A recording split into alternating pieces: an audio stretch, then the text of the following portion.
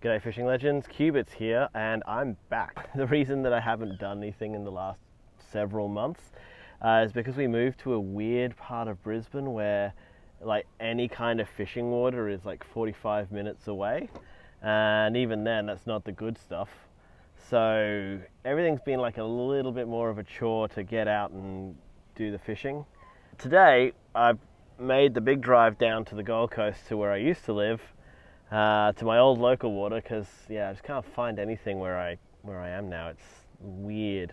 It's weird being so far away from the water.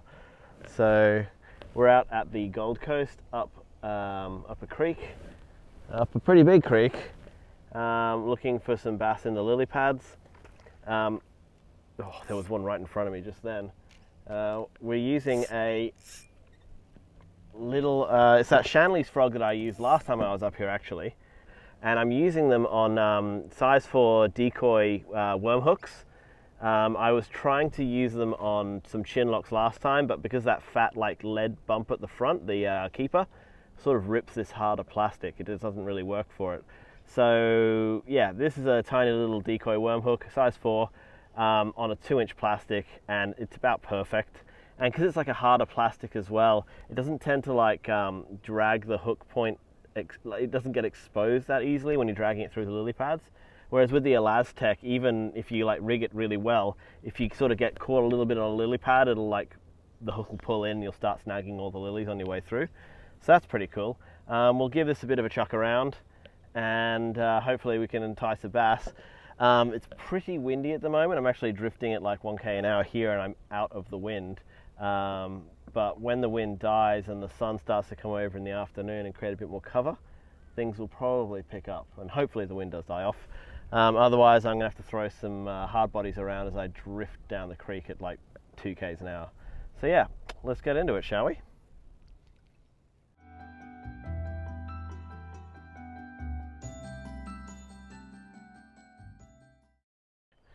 We found ourselves a shaded edge for the lilies. Ugh. The wind is getting up, so I'm not going to be able to get many casts before I drift away here. And I can't really fish upwind because this thing weighs about 2 grams.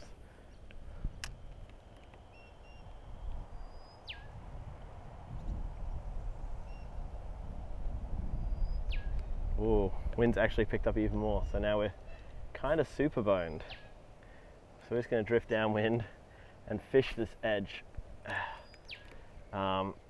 Might not work if we've got this much wind disturbing the surface, but we'll try and find ourselves a little spot. He does make a good little wake though. I'm going to straighten my paddle out so I don't go too fast. I'm actually going to be taking these plastics down to New South Wales in a few weeks to go trout fishing right at the end of the season, and I think this little surface plastic could be a winner. Size 4, he's small enough, like he's up there with like the 2.5 inch grubs for trout. Probably could even put like a little weighted head on him and fish him in some faster water. We'll see how we go. But yeah, this guy's just like flying through these lily pads. I think because it's a harder plastic as well, it doesn't the hook doesn't foul up as easily, just dragging it through the lily pads, because like the Elastec is so soft and stretchy that like if the tail catches on something, it'll reveal the hook point a bit much. Whereas because it's a little bit harder, it can sort of have the G-force. Oh, big go, sideways bass. Wow, that was awesome. That was pretty shallow. What a thump. Oh, this wind is the worst though. Oh, he's probably not going to go for it again. Oh, can't believe that. I'm just going to let him sort of sit on that edge. Oh god, I got to get myself sideways so I can slow myself down a bit more. If I brought a tether for my net, I could have used it as a drogue, but oh, that's exactly what we're after.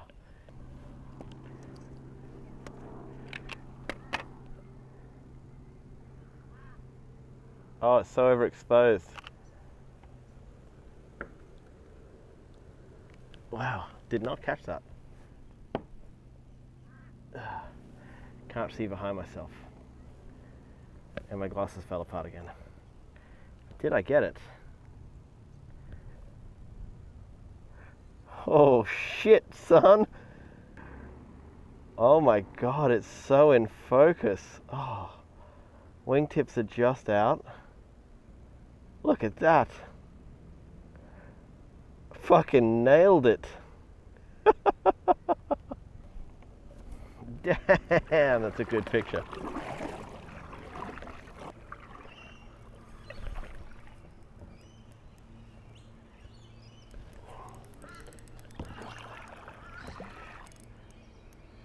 Oh, it's a little bassy. Way he hit.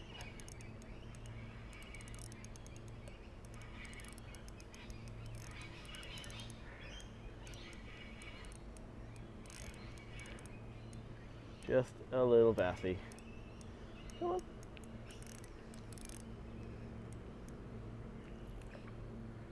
Oh, managed to get himself underneath. Oop. On the underside here. There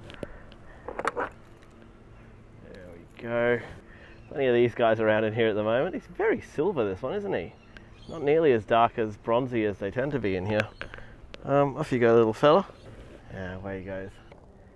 Now, one of the new things I wanted to try, sort of this season, if you will, is, you know, I've gone away, I've had a look at like the videos that I've produced and things, and I've wanted to like sort of elevate a couple of elements of it. You will have seen last year I started using a lavalier mic, which is what I'm wearing right now. But I used to have it hooked up to my phone, and my phone's like a few years old and it's seen a little bit of salt, and the mic port started to get like a little bit fuzzy. So like every now and then it would just like start playing static instead of, you know, the actual sound that I wanted. And so that meant I'd have to like cut around where the static was kicking in, and like if you bumped it like wrong, it would start to make weird noises and screw up the audio.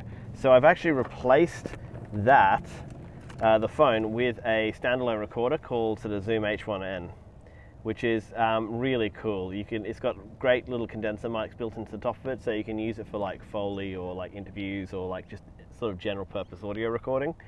But it also has a 3.5mm output, which is what I'm using with the lavalier mic, and that produces a much nicer sound than I got off my phone, more consistently, so there's none of that static or problems with that. And that is actually, like normally it runs off of 2 AAAs, so if you want it for like portable recording, you're like 5 hours or something out of a like pair of AAAs, which is heaps.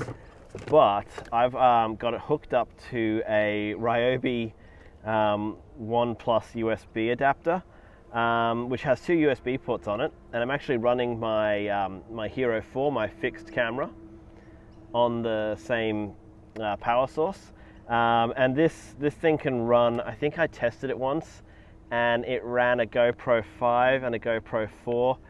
The battery, actually no, the SD cards filled up on both of them. And they were like 256 gig cards or something, so you can get like half a terabyte of video out of one of these batteries, and then a little bit spare.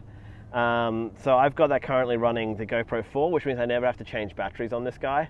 I just like cut a little hole in the side of the clear case, stuck a USB cable in with a little bit of silicone on it, so it sort of like weather seals it a little bit. Not waterproof, but enough. And then I've got that routed with a USB cord into this guy, and I've got my my audio recording also coming off of that same little Ryobi battery. And hopefully that looks a little bit better and sounds a little bit better. I've been trying to get rid of like all the, you know, the wind artifacts and stuff that I've had in previous videos, which is why I went to the lab in the first place. Had problems with the phone, so now hopefully it should all be sorted and it should sound and look a bit better, and then we can concentrate on the fish.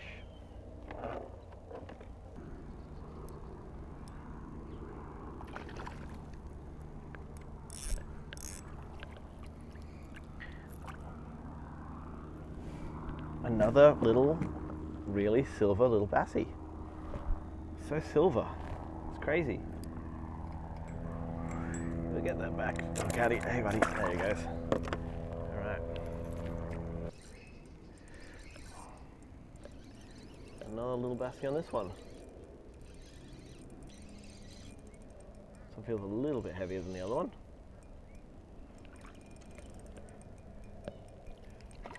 Not much though. Come here, buddy.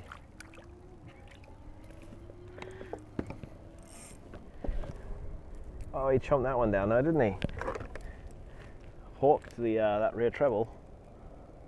And we're just got him in the tongue a little bit. There we go. Little puppy dog. It's well worn, this one. Missing an eye. Can't see the bass coming. Pretty quiet day up this end. Next time we should probably try down the basin with all the structure around all the pontoons and rock walls and stuff. It's probably where the action is at the moment. Yeah. Oh well. It's good to get out again. We'll see you all next time.